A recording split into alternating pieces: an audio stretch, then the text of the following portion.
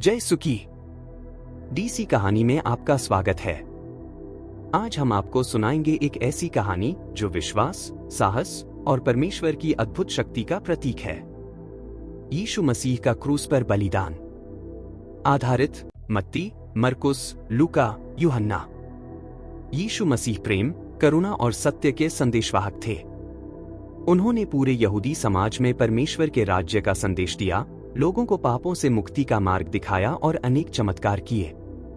लेकिन यहूदी धार्मिक नेताओं को उनका प्रभाव पसंद नहीं आया। वे उन्हें खतरा मानने लगे और उनके खिलाफ षड्यंत्र रचने लगे।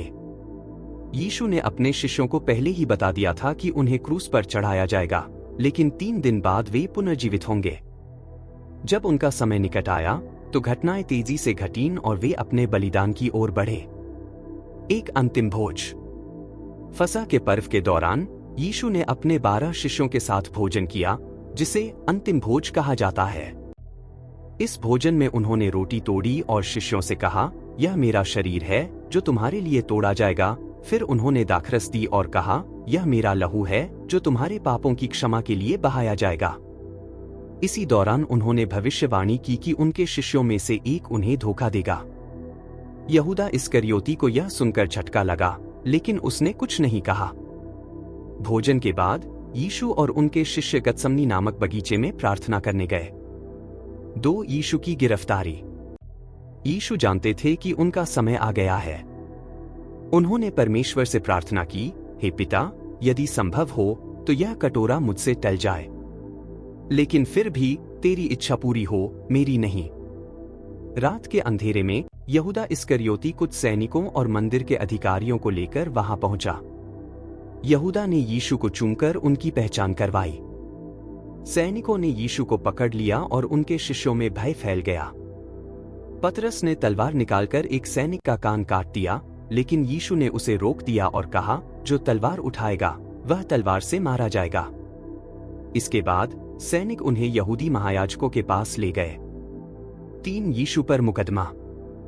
यीशु को पहले महायाजक काइफा के सामने पेश किया गया, जहां झूठे गवाह उनके खिलाफ बोले।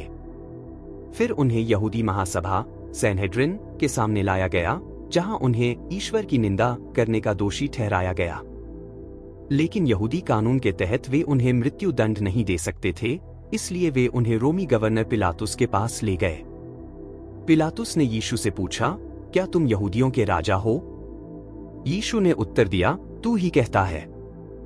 पिलातुस ने यीशु में कोई दोष नहीं पाया, लेकिन भीड़ के दबाव में आकर उसने उन्हें कोड़े लगवाने और क्रूस पर चढ़ाने की अनुमति दे दी। 4 यीशु का अपमान और यातना। रोमी सैनिकों ने यीशु को कोड़ों से मारा। उन्होंने कांटों का एक मुकुट बनाकर उनके सिर पर रखा और उपहास किया, देखो यहूदियों का राजा। उन्होंने उन्हें बैंगनी वस्त्र पहनाया और थप्पड़ मारे। फिर उन्हें भारी लकड़ी का क्रूस उठाने को कहा गया और गोलगोथा नामक स्थान तक जाने का आदेश दिया गया। रास्ते में यीशु कई बार गिर पड़े।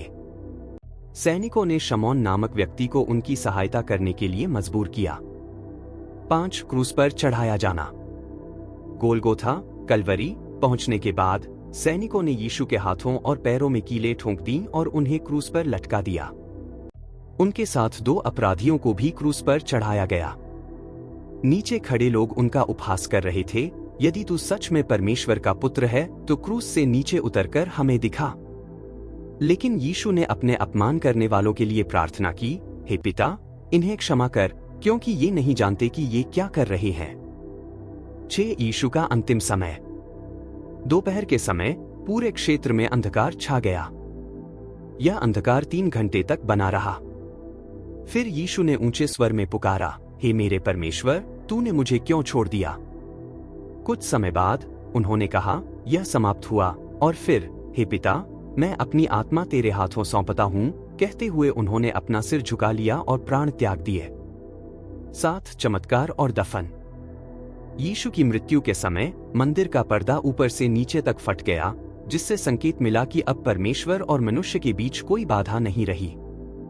धरती हिल गई, कब्रें खुल गईं और कई मृत संत जी उठे। यीशु के अनुयायी यूसुफ अरिमथिया ने पिलातुस से अनुमति लेकर उनके शरीर को एक नई कब्र में दफनाया। 8 पुनरुत्थान 3 दिन बाद।